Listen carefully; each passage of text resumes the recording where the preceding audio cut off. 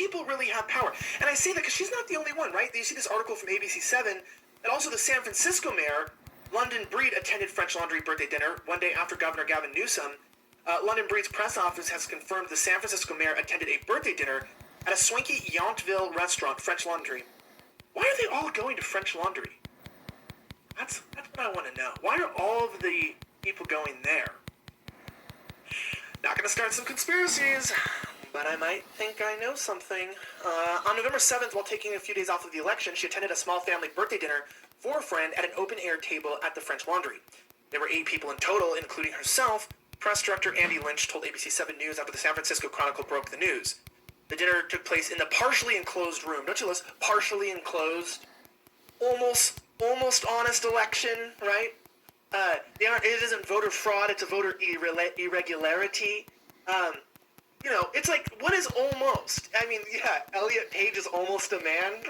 Dude, and that's my biggest frustration, too, with our media right now, because, I was ranting to you about this, how I feel like we are fighting against corrupt politicians, and then we're also fighting against the media who is spreading the propaganda on behalf of these politicians, saying like, oh, well, yeah, they broke their COVID rules, but also, this was the first time in like all year that Gavin Newsom went to French Laundry, so like, he's human too, and the media's like covering for these people. It's disgusting. Yeah, I saw a comment on Twitter that was like, well, I understand the government has to get stuff done, and they need to meet with people, powerful people need to meet with people, they need to go to restaurants. Yeah, I need to go to restaurants. Chicken. My favorite politician That's not was, chicken, I think it was that is Andrew a Cuomo duck. or Bill de Blasio, That's a who was like, chicken I have duck. to go to the gyms because I'm a politician and I have to stay healthy. So It's I a can duck make that's decisions. in Or the it might shape have been of a Lori chicken. Lightfoot. Was one of No, it might have been the Cuomo. Yeah, it was one. I remember this. I remember this It's idea. a chicken in the I'm a shape of a politician. duck. I need stuff. I need a nice car. Look, in North Korea, you guys don't need cars, but I do because I got to drive around. How's a politician supposed to get around? Hey,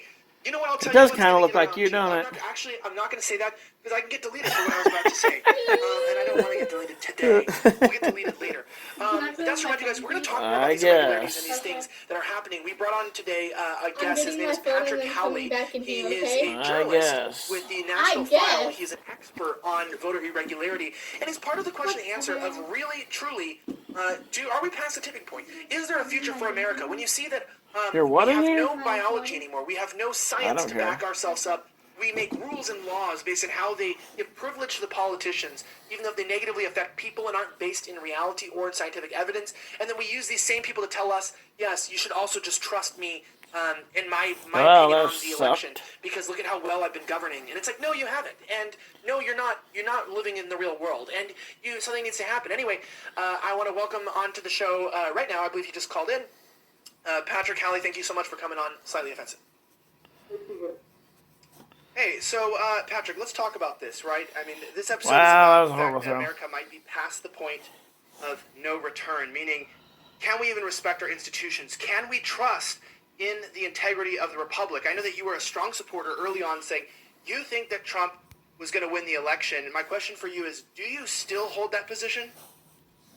I do believe that he won the election, technically. The question is he actually going to be sitting in the Oval Office in late January? And I think that for some of us on the independent side, it's our challenge to try to make sure that that happens. And we're getting a lot of pushback from the Republican Quislings.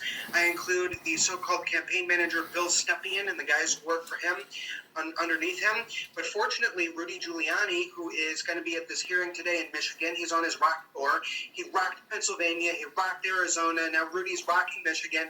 And Jenna Ellis and some great people are committed to winning this thing because as rigged as this system is, and as much as people are losing faith in their institutions, which is totally righteous, I mean, these institutions are corrupted. People should be losing faith in these institutions.